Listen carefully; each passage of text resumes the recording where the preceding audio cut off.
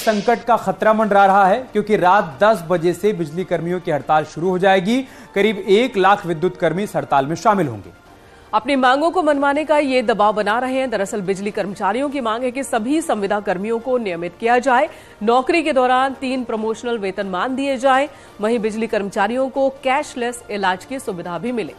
इसके अलावा transformer workshop निजीकरण का आदेश वापस लिया जाए, सब स्टेशन आउटसोर्सिंग से चलाने का फैसला भी रद्द किया जाए, ट्रांसमिशन में जारी निजीकरण प्रक्रिया को भी रद्द किया जाए। ये भी इनकी मांगों में शामिल है।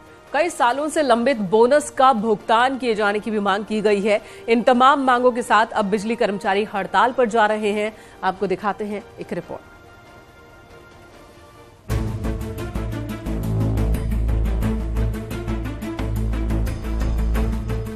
क्या उत्तर प्रदेश की बत्ती गुल हो जाएगी? क्या उत्तर प्रदेश में अंधेरा छा जाएगा? क्या प्रदेश भर में बिजली ठप हो जाएगी? ये सवाल इसीलिए क्योंकि बिजली कर्मचारियों ने रात 10 बजे से 72 घंटे तक हड़ताल का ऐलान कर दिया है।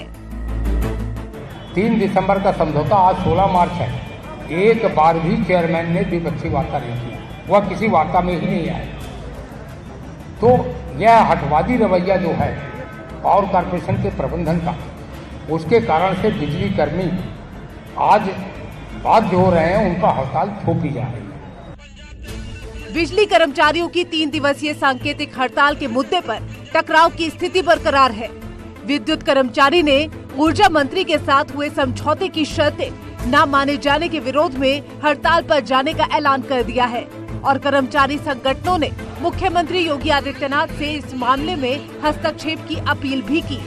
हालांकि ऊर्जा मंत्री ए.के. शर्मा ने चेतावनी दी है कि विद्युत आपूर्ति में बाधा डालने और कानून हाथ में लेने वालों पर सख्त कार्रवाई होगी। पिछले 3 दिन में मेरी 3 बार मीटिंग हुई, लेकिन कुछ बहुत बात बन नहीं पाई। हमने उनको समझाया, प्रार्थना किया, गुजारिश किया, निवेदन किया, एक बार नहीं अनेकों बार किया कि ये गर्मी का सीजन है, मार्च का महीना है, जल्दी गर्मी शुरू हो गई है, जनता की बिजली की मांग बढ़ रही है, उनकी सुविधा के लिए विद्युत आपूर्ति बहुत आवश्यक है। विद्युत ये जो संघर्ष समिति है, उन्हें भी इस बात को का संज्ञान दे दिया गया है कि आप अगर हमारे एसेंशियल सर्विसेज को मेंटेन करने में अगर आप बाधा उत्पन्न करेंगे, किसी प्रकार की बाधा आएगी, तो हम लोग जहां समझाने बुझाने का, बातचीत का रास्ता अख्तियार किए हैं, कर रहे हैं और खुला रखेंगे बातचीत के रास्ते को। लेकिन वहीं अगर जनता को तकलीफ पड़ी, क्योंकि हम जनता के सेवक हैं, हम जनता की सेवा के लिए हम ये सारी व्यवस्थाएं, बिजली की व्यवस्थाएं खड़ी हुई हैं। अगर जनता को तकलीफ पड़ेगी और ऐसी परिस्थितियां आप खड़ी करेंगे तो एसेंशियल सर्विसेज मेंटेनेंस एक्ट के तहत, जिसको शॉर्ट में एस्मा बोलते हैं, उसके तहत कार्रवाई भी की जाएगी।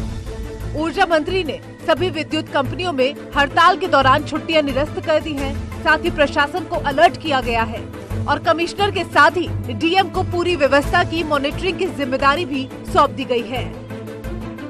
डिस्कॉम स्तर पर कंट्रोल रूम बनाए गए, जरूरत पड़ने पर तकनीकी विभागों की मदद, अन्य कंपनियों का सहयोग लिया जाएगा। हड़ताल के दौरान छुट्टियां निरस्त कर दी गई। दरअसल ऊर्जा मंत्री से 3 दिसंबर को एक समझौता हुआ था। इस दौरान 15 दिन का समय दिया गया, लेकिन आरोप है कि 112 दिन बीत जाने के बाद भी उस दिशा में कोई पहल नहीं की गई और यही वजह है कि बिजली कर्मचारी अब हड़ताल पर चले गए हैं, जिसका असर पूरे प्रदेश पर पड़ सकता है। हालांकि किसी भी परिस्थिति से निपटने के लिए सरकार ने पूरी तैयारी कर ली है। Bureau report, news 18।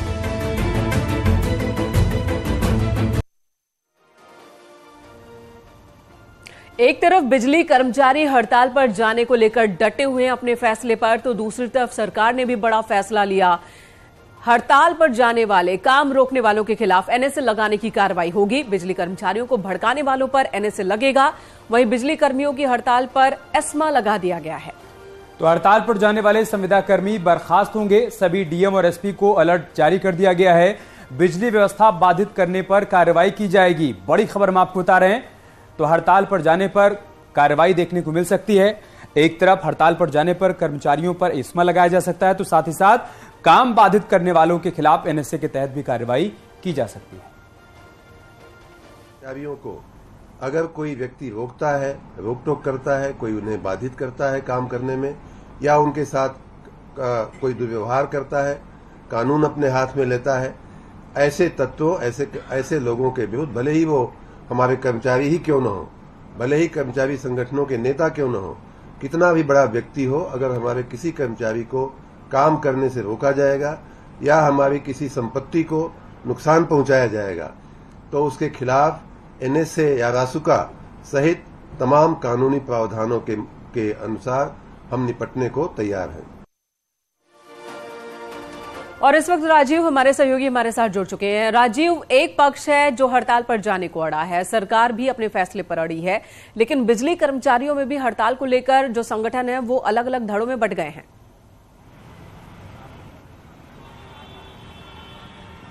अब देखिए, यकीनन जिस तरह से आज उत्तर प्रदेश विद्युत कर्मचारी संघर्ष समिति ने आज रात 10 बजे से अगले 72 घंटे तक यूपी में हड़ताल का ऐलान किया है, उसको देखते हुए योगी सरकार ने बेहद सख्त रवैया अपनाया है और खुद ऊर्जा मंत्री ए के शर्मा ने प्रेस कॉन्फ्रेंस कर ये साफ कर दिया है कि इस तरह की मनमानी सरकार बर्दाश्त नहीं करेगी।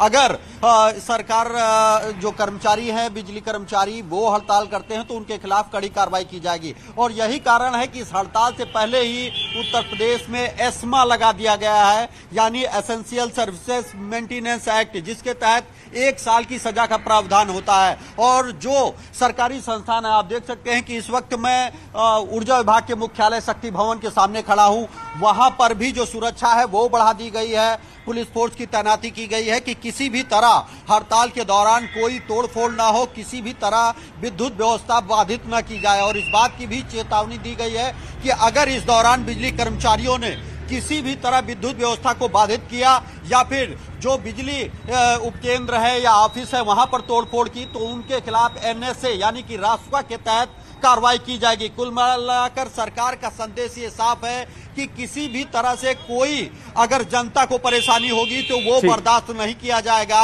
और इसके लिए सरकार ने कई संगठनों से सहयोग मांगा था, खुद जो हड़ताल पर उतारू संगठन है उससे भी बातचीत की, लेकिन वो सफल नहीं हुई। इस दौरान